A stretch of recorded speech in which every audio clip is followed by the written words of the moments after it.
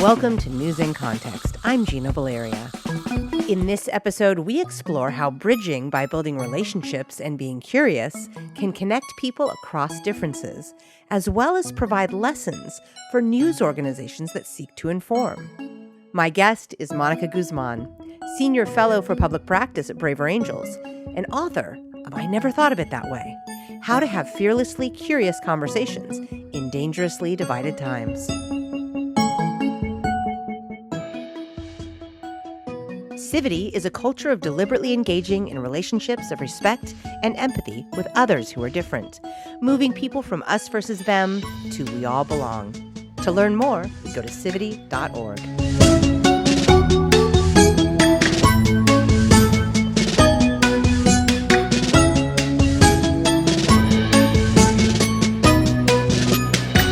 I'm thrilled to have you here, Monica, so thank you so much for taking the time.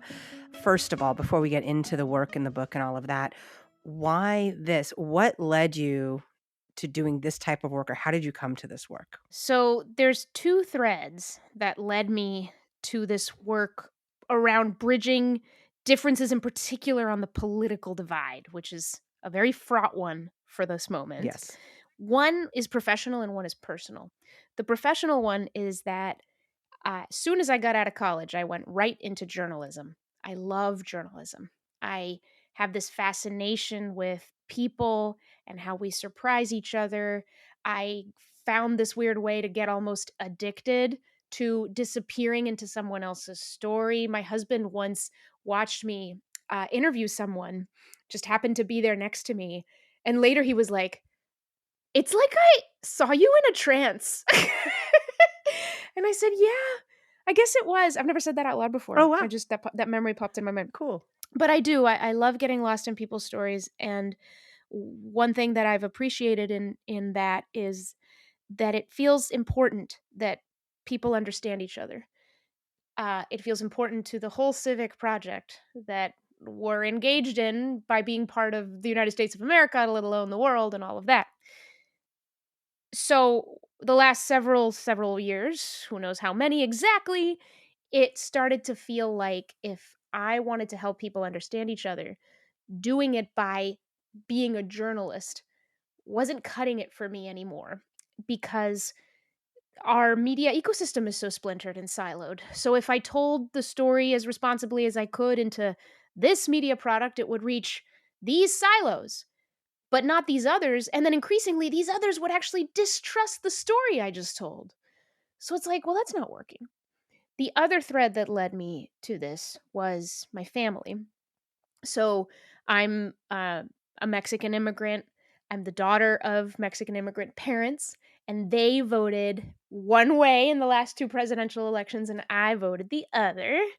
And this wasn't a huge surprise because when we became American citizens in the year 2000, they immediately became Republicans, and I immediately became a Democrat. So the journey we've been on has been full of loud conversations, lots of heat, lots of yelling, a little bit of storming out of rooms. And I laugh at it because it's sometimes funny, but it's sometimes not funny. And especially in the last few years, it's decidedly unfunny. Some of these political differences and where they come from and what they animate in us. So I have somehow been part of this thing with my parents where we have actually been able to understand each other's reasons for voting the way we vote, believing what we believe politically, and then looking around at so many other families, hearing about the pain of rupture, completely different situations and circumstances where talking is not possible, or it is unimaginable, or seems counterproductive or too painful. All of these things just made me somewhat interested to obsessed with the question of what is keeping us from seeing each other and how do we get it out of our way. As a lot of people, I am in a very similar boat. My parents are a different political persuasion than I am, and it has been fraught. Although, if you lead with love, I think it's better. But for them, it was not necessarily yelling, but pain. Like they were hurt. My mom would look at me during the Trump administration. She's like, "Honey, you're so unhappy," and I was like, "But I mean, I don't think I'm unhappy. It's funny, my mom would tell me the same thing. My mom would look at me and say, you look like you're really suffering and pained, and I worry for that." Yes. Because she's my mother and that's her job, Yes. and there was love there. There's a lot of love in that. Yes, and I think part of it is recognizing that the love is there. There's one Latino stereotype that we really do conform to, and that is sort of loud and unfiltered. So, Awesome. growing up, my parents, I know a lot of parents who, if they have an argument, they go behind closed doors. Their children don't see it. We saw it all the time. And so we would see my parents, by we I see me and my brother. We would see my parents fight and we would see them make up. And so then we would disagree with our parents because it felt safe. We would disagree and we would make up. So there was this culture in my family around, you just kind of know that it's okay to say how you really, if you're angry, just tell me you're angry, and I'll be angry back, but we'll probably be okay. And I know that for many families, part of it is like there's this culture of peace, that is really difficult to suddenly bring in something really important to any of a number of the people in that family if they really care about a political issue, because there will not be peace. There will not be peace. And so, is it handleable? And if it's newer for that group of people to try, it can feel so dangerous to the relationships. But one other thing I will say is, even when we talk about politics, we don't just talk about politics. Like suddenly we'll remember a memory of something and my dad will go, "Remember when you were little and you did this?" So suddenly we were talking about Trump and Biden or whatever, and suddenly we're looking at me when I was 3 years old laughing. And like, I'm not saying it's always possible. Sometimes I'm like, "Hey, can we stick to what we're talking?" But there's this way of mixing in other things, having other ways that we interact where politics is really important and really heated, but there's more going on, and so it weaves in and out. Yeah, that more going on thing. I love that you said that. So, at Civity, an analogous thing is the conversation before the conversation. So, before we talk about all those things, if we're not in a family together and we don't have that practice of being able to disagree with each other, then how do we see each other? How do we find the point where we see each other so we can start doing that? So when you talk about, for us, the conversation before the conversation, for you, like it's about more, it's not just the politics. There's other stories, other things. How does that play into the work you do now when you're trying to help people understand or bridge? The cutesy little rhyme I have in my head is relate before you debate, Ooh, right? I love it. I Love love coming up with little rhymes. But basically the idea there is we have such different lenses on the world. And when we come together and the first thing we do is share our opinions on a political issue, there's nothing to tie it back to who we are and the journeys that we have walked. It can get very cerebral very quickly, and what it becomes is a proxy for, I'm right. I matter more. My position matters more. You don't think I matter. So I'm going to just stay here and fight. And it doesn't even matter what you're really talking about. But when you're able to come together and see each other and, see that's a person, the things you can do to have the conversation before the conversation, you can even have during the conversation by doing something as simple as you're explaining or you're trying to help the other person see your perspective on a tough issue. You're not just giving them your reasons for believing it. You're telling them a story of the path you walked to the view that you have. And there is such a world of difference between those two things. There's a way that we can accept someone else's path and the story that they've had without accepting the political conclusion that they've made. And that helps people feel heard and seen, which allows them to then hear you back. I always say, like, people can only hear when they're heard, especially when there's suspicion, where there's distrust. So that's it. So the conversation within the conversation, if you make it more about the people than just the ideas, then really what you're doing is unwrapping something of yourselves to each other. And that's really what we're doing when we're having a constructive conversation. That kind of harkens me back to what you said at the beginning when you talked about when you were a journalist, how you would go into a trance while interviewing people. And then, of course, you've mentioned, I really enjoyed when you said interested to obsessed with trying to get people to understand each other, because I get that. And I wanted to ask you, why do you think you were in such a trance? Why do you think other people's stories was something that enraptured you so much? I think it is so cool when people talk about the things that they love. And so the kind of journalism that I did, it was a lot of that. It was go talk to this person who started this club, for Vespa riders around Seattle. Okay. Uh, or this person who has ended up really fighting for this extraordinary cause. And then the big question for me is what led her to be the person that has made such a difference in her community? And I come to that person going, what led you to make that? And so it's a detective story, it's a mystery. And usually the way that it gets dynamic and fun and profound is when I connect with the thing that they love, that drives them. You're helping me realize something, actually, like dots I had not really fully connected before. We have this assumption we make in our politics that if you oppose what I support, you must hate what I love. And so we'll come into disagreements asking that question. Why do you hate freedom? Why do you hate, my autonomy? Why do you hate my sense of safety? Why do you want But a better question than why do you hate X is what do you love more? Like, what do you love that I'm not seeing that pushes you in this other direction? So that's something that really intoxicated me. Gosh, I remember one of my first front page stories when I was an intern in college was about a woman who made these beautiful glass lawn ornaments in Dover, New Hampshire. And I just went to her house, and it was going to be a story about lawn ornaments. Oh my gosh. But to hear her talk about her love of nature, of birds, what it's like for her to spend time outside, I'm just enraptured because I connect, I understand, and I see how her love for this thing has led to this creation of hers that has made a name for itself in the community. And isn't that so cool? I totally get that. Oh my gosh. When I was an intern, I did broadcast journalism. So I was sent, and it wasn't such a friendly, fun story. It was a sad story. But I was sent on this story. A dog had been killed, and I won't get into the details. But I went to the house, and they weren't going to send me because I'm a vegetarian animal lover. And then there was no one. So I just said, I'll go. And I was ready. I knew the story I was going to write, right? Heartless monster kills dog. I had the story ready. But I got there, and I met a woman. Now, I was 22 at the time, and I met a young woman who's 22 who lived in, it was her dog, and her life was so different from mine and her mom. And I started talking to them, and it turns out like the alley behind their house is pitch black. The lights don't work, and they've been begging the city to fix that.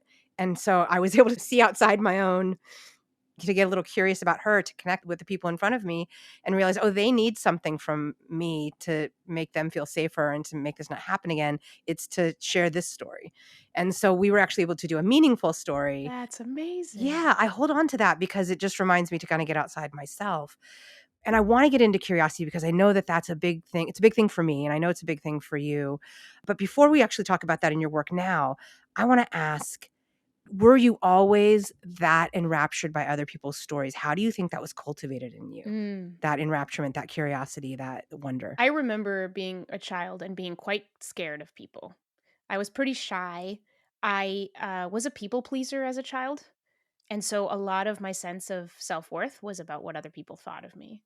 And that was like a lifelong thing that I think I've made some progress on. but but back then, boy, if I approached somebody with a question, would I look stupid? Or they won't want to talk to me. No way. Why would they want to talk to me? So all these different things kept me from what I now feel is sort of a free range that I now have to just walk right up to people and be like, tell me about yourself. Obviously, within reason. But I'm a raging extrovert today. What led me there, I really think, was that my shyness at the time went up against my fascination with learning, and with surprises, and just lost. Eventually, it just lost the war. You're listening to News in Context. I'm Gina Baleria. We're talking with Monica Guzman, Senior Fellow for Public Practice at Braver Angels, and author of I Never Thought of It That Way: How to Have Fearlessly Curious Conversations in Dangerously Divided Times. I remember one of my first journalism internships. The editor told me that a prior intern had quit after only 2 weeks because of the fear she had just picking up the phone. And that she was telling me, "Look, you're gonna have to," because I was a kid, right? "You have to call strangers." And I'm like, "Oh my god." And I was thinking to myself, "I'm gonna make it 2 weeks. I have to make it 2 weeks." That's and so I needed to please my editor, right? Because of that people pleasing thing. I'm gonna make it 2 weeks. What I didn't realize I was doing was I was building the muscle that eventually defeated the fear of other people. Because, well, I need to tell this story. There's something that's pulling me to journalism. I know I want this internship. I know I can do this. And so, yeah, I think back to those early reporting jobs. I still have it in here. I still have it in here, like those landline phones, those kind of gross landline phones that had collected so much dirt in the newsroom desk, and what like terror I used to feel picking up that phone. And now it's like not a thing. It's just not a thing. Yeah. Now I'll talk to Yeah. anybody. I don't know if I was that shy, but I call myself a shy extrovert, and the extrovert way wins. So I was noticing that a lot of people, former journalists who are now teaching, kids just aren't curious these days. And I'm like, well, it can't just be that they're somehow different from us, right? Like they've clearly grown up in an environment where it's got to be something that you cultivate, like a muscle, as you said, that you build. And so I've been, doing some writing around curiosity in news and how to teach it or how to cultivate it. So you're taking this concept of curiosity and applying it to this work of bridging and this journalism adjacent work. So I'd love to hear how you've taken curiosity and infused it into bridging work. Curiosity requires a comfort with uncertainty and a hunger for knowledge, which means you have to recognize what you don't already know. In our political climate, one of the things we're wrecked by is certainty, which is the arch villain of curiosity. Because if you think you know, you won't think to ask. What a lot of research has shown us is that people manufacture certainty about the other side. For understandable reasons, we're afraid, we're anxious, and when we are anxious, cognitive researchers show we don't want to hang on to uncertainty for very long. So we will accept some easy answer that just comes across our social media feeds about why those other people voted the way they did or think the way they do. It must be this. And we won't even stop to say, wait a minute. You're saying that you read one thought piece on the internet with some confident sounding statistics, and you've decided that you know everything you need to know about 50 million people? Wait a minute, right? Hang on. What are we doing here? And so stereotyping, us versus theming, sorting ourselves into like-minded groups because that's where we feel most comfortable. All of those things are perfectly understandable, but have put us in this place where certainty is getting in the way. We believe a lot of things that we have no business thinking we know. And so the only antidote is to ask. That's We have to ask. And you can't ask the media outlet necessarily, right? Because we know that, and I don't want to dismiss all media. There's really, really responsible, great journalism that looks for nuance, and then there's everything else. But there's an economics to it where it does benefit a lot of media to have a loyal audience. And it's cutthroat out there. And the best way to have a loyal audience is to kind of affirm their beliefs or at least be really careful when you don't. Here's a flesh and blood human being who happens to hold a different point of view. So instead of believing what I've heard about human beings like her or applying the labels or the algorithms my brain has assembled from this toxically divided world that is scared, I'm going to see what I can learn. It'd be one thing if we were already doing that sort of in balance with, yes, get informed by the media, of course, get informed by the media, look around your world, it's a mix. But we don't have the mix right now. Right. And those opportunities for us to engage with people who might be different from us don't necessarily exist. I mean, we have our phones, everything is digital. We can stay in our spaces. And it used to be you had to go out and bump up against other people in the course of your life. And you don't have to do that anymore to a great extent. You mentioned earlier the whole red-blue divide, but I think, and this is passivity thought, is that the red-blue divide is really made up of all these other divides that people sort of select into red-blue based on how they feel about certain things. I host a podcast called A Braver Way, and through that podcast, we're trying to find and surface and elevate lots of stories. The one that is coming up is from Chris Arnott. Chris Arnott is an author. He's a photographer, and he once worked on Wall Street in a very high paying job, moving money around, looking at numbers. And people out there, they were all in these numbers. We're moving the numbers around. Um, and basically, he ended up starting to walk around New York City. And he found himself walking to the neighborhoods that his friends would say, "Oh, that's sketchy. Don't go there." And he would start to walk, and then he would start to get to know people who lived in some of the poorest areas of New York City. And he started to feel a certain kind of way about what he did for work. So this isn't an episode about the class divide. And boy, he really, his is an extraordinary story. He ended up spending years going across the country to all the places across America that people are like, "Oh, don't go there. Oh, people should be moving out of that city. There's nothing there anymore." But a lot of people stay and are forgotten and neglected. And there's some large story we tell ourselves about America that doesn't include them. And Chris has made extraordinary connections and relationships and has become best friends. What about people who've engaged with your podcast or your book or other workshops you've done? People who've come to you and shared their experience of a connection they were able to make or heal or reach across a divide. There was a workshop that Braver Angels did in the Midwest. And I talked to the facilitator of that workshop, who happens to be one of the co-founders of Braver Angels, Bill Doherty, and he talked about a pretty striking moment. The workshop brings red leaning and blue leaning politically people together, and in this case, in person.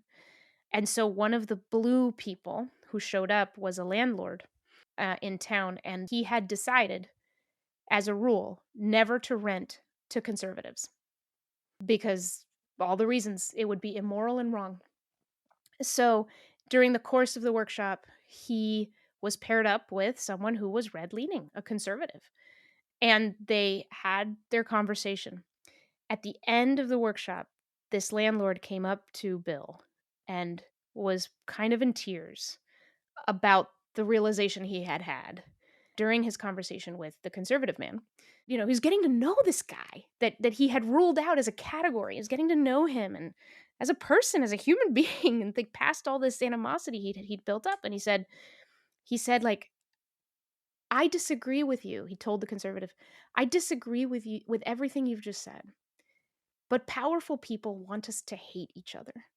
Let's not do it." How do you see the role of relationships in your work? One of the biggest reasons we find ourselves where we are is because we have been having so many conversations in spaces that leave no room for relationships. So online, this is rampant. I have no connection with this voice that is arguing something. We're making it a proxy for something. We're performing our perspectives instead of exploring our perspectives.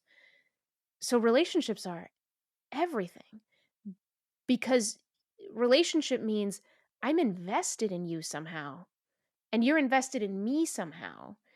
And so we can't dismiss each other so easily.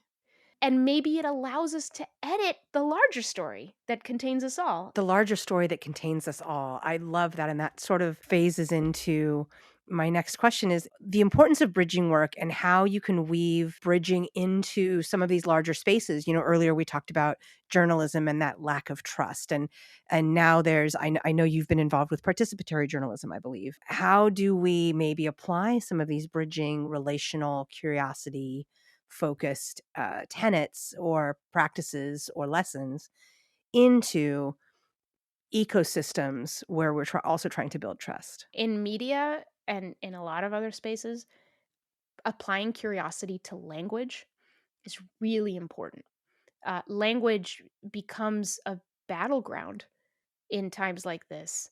What we name issues, what we name the objects of our political debates, how we frame those issues is everything. And so, unfortunately, language has become such a battleground and things have moved so quickly that I think a lot of folks in media who did not intend to begin to carve people out of their coverage did.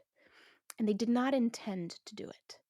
How curiosity comes into that is really looking at the names of our issues, really looking at the labels we put. Because look, we need language, we need words so that we can grip concepts and do something with them. But sometimes the right thing to do is take a step back and describe the thing instead of trying to pick one of a battleground of names. So we have to find some way, to back out of the assumptions we make about language and the assumptions we make about how it perfectly describes this very, very hot, very debatable, very contentious thing that is actually trying to contain a lot of different stories. So, yeah, names are fraught. Language is difficult, and it really helps to stop, ask questions. My last question for you is there anything that I didn't ask you that you would like to say that you feel it's important for people to know? I think a lot of times when people think about bridging, given the climate we're in and how scary it can feel, a lot of times people go to sort of the worst case scenario. And so what I like to say into that fear is you don't have to talk to a Nazi tomorrow. Nobody's asking you to do that. You don't got to do that. Please don't do that. That's actually a terrible idea, Yeah, most of the time. terrible idea. And so curiosity across difference does not have to look like the scary thing you imagine. It can look like I'm having a conversation with someone else and we don't see something the same way. But before I jump in to say how I see it, I'm going to ask one more question about how they see it. And through that real curiosity, I'm going to demonstrate my interest and I'm going to learn something more. And that person will see that and will feel more heard. And so then when I begin to talk about whatever I want to talk about, it is just more likely that they're going to listen. So it's things like that. It's like expressing your opinion, not so rigidly all the time. Research shows us that using what's called hedging language, right now, as I think about it, this is what concerns me about abortion. But I'd love to hear what you think. We think, oh, that sounds weak. Nope. Studies show there is nothing weaker about that. That is not perceived as weaker at all. There is nothing that is perceived as less capable of leadership about that. It actually creates a context where people feel they can be more honest. Who doesn't want that? If we're not honest together, we're not together. So let's get honest. Thank you to my guest, Monica Guzman, Senior Fellow for Public Practice at Braver Angels, and author of I Never Thought of It That Way, How to Have Fearlessly Curious Conversations in Dangerously Divided Times. This is Civity Week on News in Context. Civity is a culture of deliberately engaging in relationships of respect and empathy with others who are different, moving people from us versus them to we all belong. To learn more, go to civity.org.